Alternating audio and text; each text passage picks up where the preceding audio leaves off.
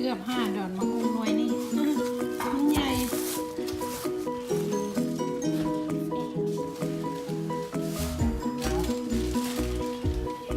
ต้มไก่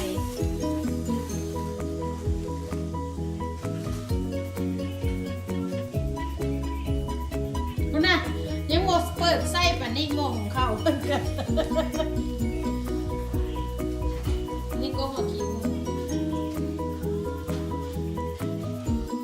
จะแอนสิใส่ได้น่ะหน้ามาไว้นอกมันเย็น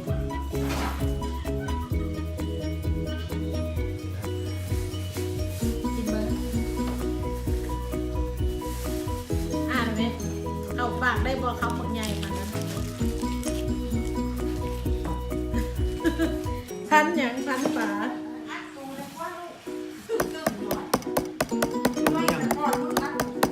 ดูจะใส่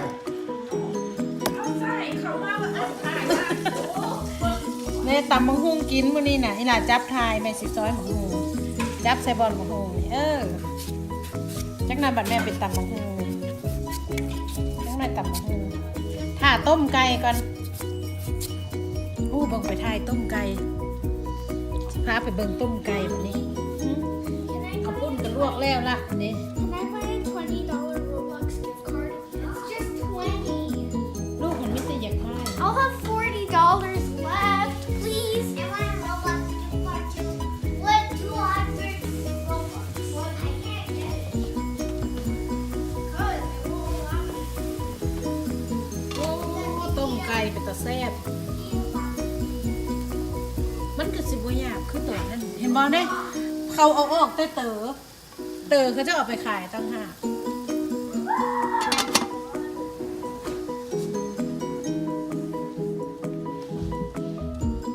นี่มาสั่งหมูกิน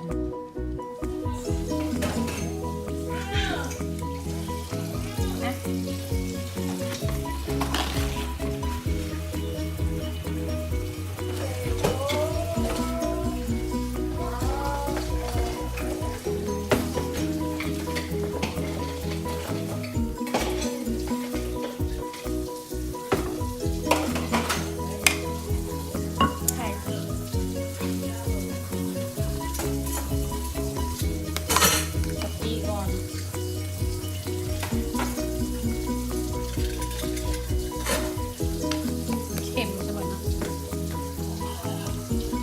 รส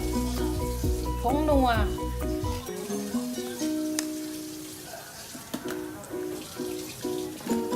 น้ำตาล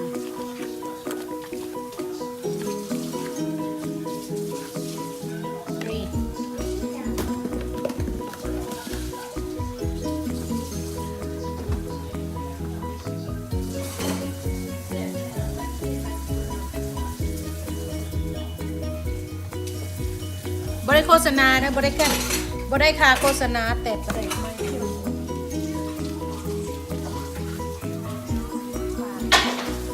ชิดเคารพ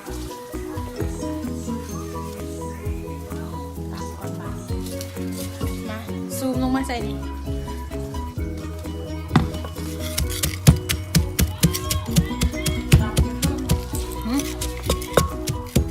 ยืดบนเถิง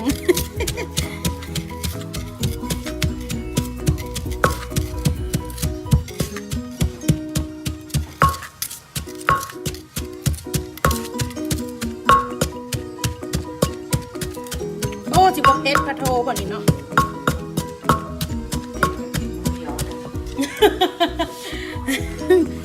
มาเอาขึ้นมาเถิงแบบนี้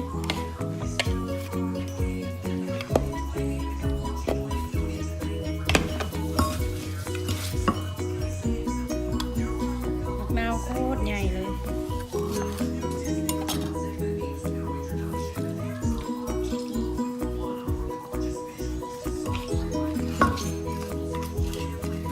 เห็นอยู่วะ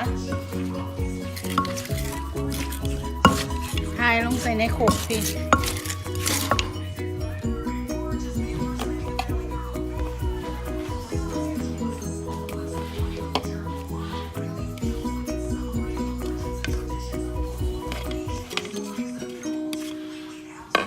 ย่านเพชรเอามาหุ้งใส่กัน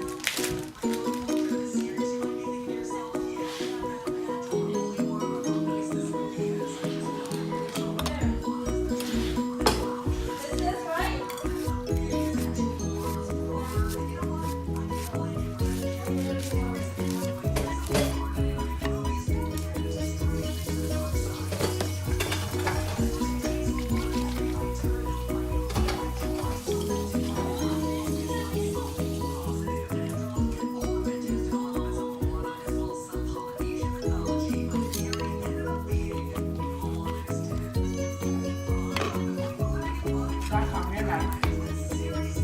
รักเอาเป็นถั่วต้มบอก ตากรูดโอ้ยเอาไก่ออกมาแล้วเขากับตานั่นปะจังเย็นไว้นะตามนะมันนี่ เอ้าตอนนี้เพิ่ง มันยืดบนเถิง เรียกแล้วไปเรียกไม่หมด ยืดลูกเลย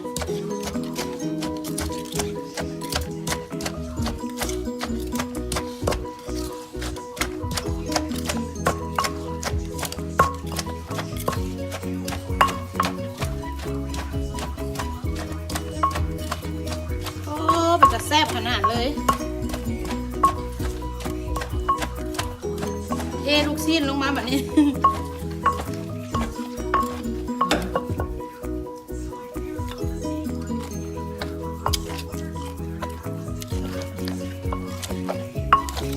แซ่บค่ะ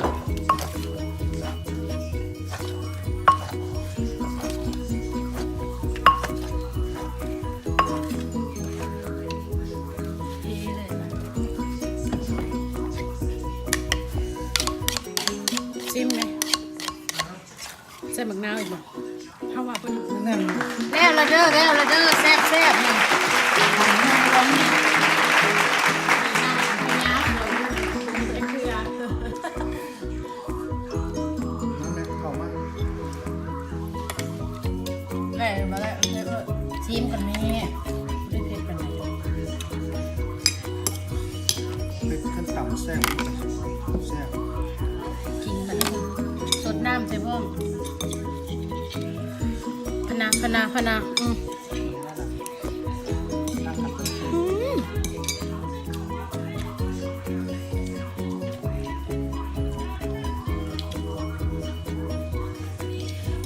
แซ่บครับเห็นเขาเห็ดลงยูทูบเลยอ่ะ พี่โต้ม แซ่บแท้